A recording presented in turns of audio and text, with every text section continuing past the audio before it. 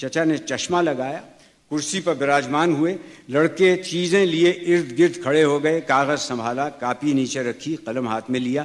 اب دیکھتے ہیں تو اس کا نب نظر ہے. نب کہاں ہے؟ لا حول ولا قوت. ابے اندھے اس سے لکھوں گا خط؟ ابے اس سے لکھنا ہوتا تو میں اپنی انگلی سے نہ لکھ لیتا. تجھے قلم لانے کو کیوں کہتا؟ مگر یہ اتارا کس نے اس کا نب؟ اس بدتمیزی اور بد تہذیبی کے کیا معنی میں آج معلوم کر کے رہوں گا. یہ حرکت کس نامعقول کی ہے؟ باہر سے آواز آئی، اجی صاحب جواب کے لیے کھڑے ہیں.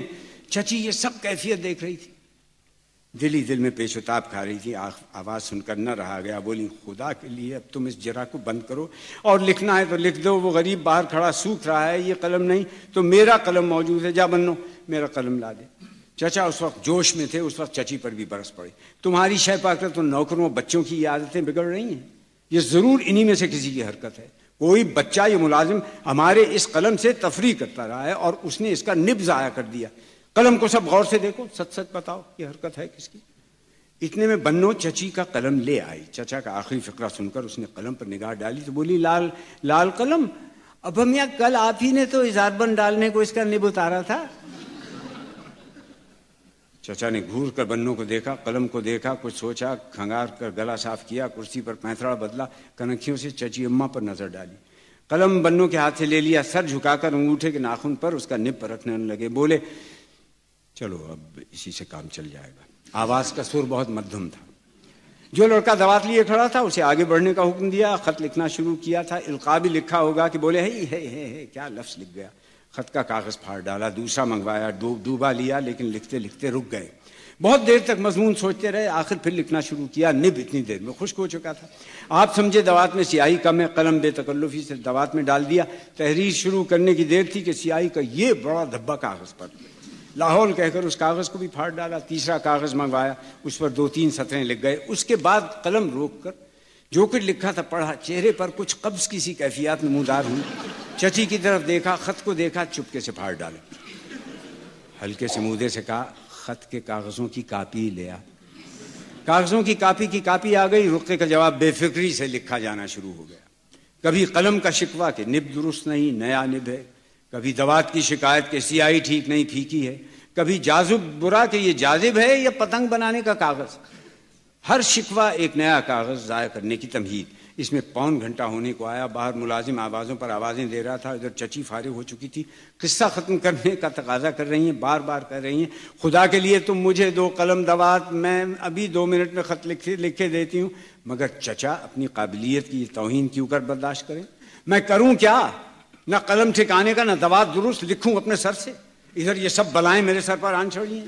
ارے کمبختو، خدا کے لیے پرے ہٹ کر کھڑے ہو، میرا دم گھٹنے لگا ہے. بھانمتی کا تماشا تو ہو نہیں رہا. کبھی دیکھا نہیں خط کیوں کر لکھا جاتا ہے. اچھا بھائی سن لیا، دم لو، خالی تو بیٹھے نہیں، جواب دے رہے ہیں. اب خدا کے لیے دوات ورے لاؤ. اب میں ہر بار کرسی سے اٹھ کر ڈوبا لوں؟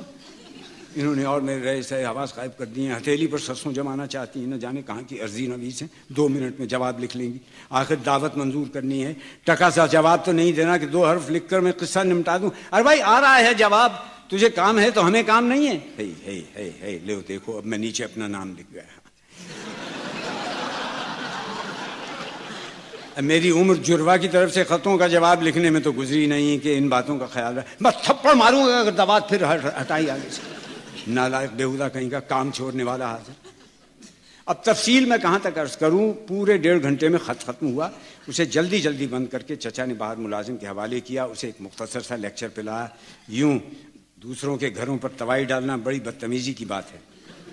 خط لکھنا کوئی مذاق نہیں ہے. ایسا سہل کام ہوتا تو تم یہ سر گاڑی پیر پہیا کر کے روزی کیوں کماتے؟ آج کہیں منشی گیری نہ کر رہے ہوتے. خط دے کر چچا بہت خوش گھر لوٹے. دیر ہوئی تو کیا، خط تو لکھا گیا. اطمینان سے ہاتھ ملنے لگے. چچی بھری بیٹھی تھی. بولی، خالی ہاتھ ملنے سے کیا ہوگا، صابن ملو تو انگلیوں سے یہ سیاہی چھوٹے. چچا نے انگلیوں کو دیکھا تو واقعی کالی سیاہ ہو رہی تھی. خیر ہاتھ دھو کر آئے، اپنے آپ کو مخاطب کر کے باتیں شروع کر دی. اعتراض کرنے کو سب تیار ہیں. پھوڑ گھر میں خط لکھنے کا کیا ہے، خط چاہو تو 2 منٹ میں لکھ دو. مگر وہ خط کیا جس کا نہ املا نہ درست نہ انشا صحیح.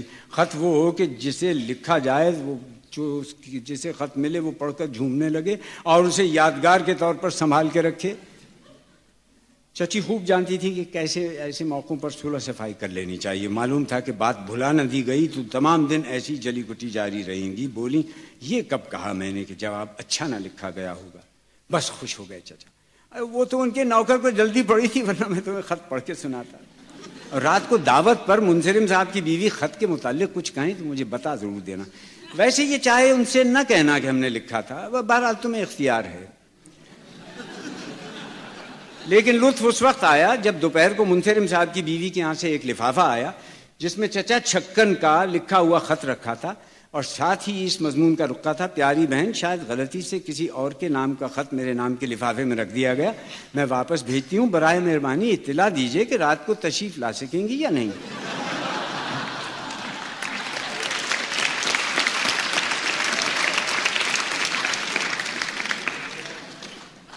چچی نے چچا کا لکھا ہوا خط پڑھا. عبارت یہ تھی: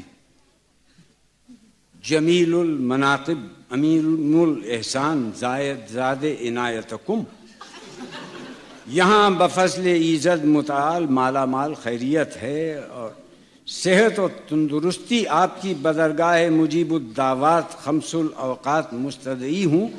صورتحال یہ ہے کہ تلطف نامہ ساعت مسعود میں ورود ہوا. ارشاد سامی و حکم گرامی کے امتثال میں مروت و فتوت سے کیوں کر ممکن ہے تمانیت کلی ہو کہ وقت معین پر حاضری کے شرف و افتخار کو حصول مایہ ناز متصور ہوگا. الہی در جہاں باشی با اقبال, جواں بخت و جواں دولت جواں سال, نمیقہ حقیر پر تقصیر. یہ خط آنے کے بعد چچا چھکن بار بار مختلف پیرایوں میں اپنی اس رائے کا اظہار کر رہے ہیں کہ عورتیں عموماً اور منصرم صاحب کی بیوی خصوصاً ناقص العقل ہیں اور نامعقول ہیں اور چچی کو ان کی دعوت ہرگز قبول نہ کرنی چاہیے.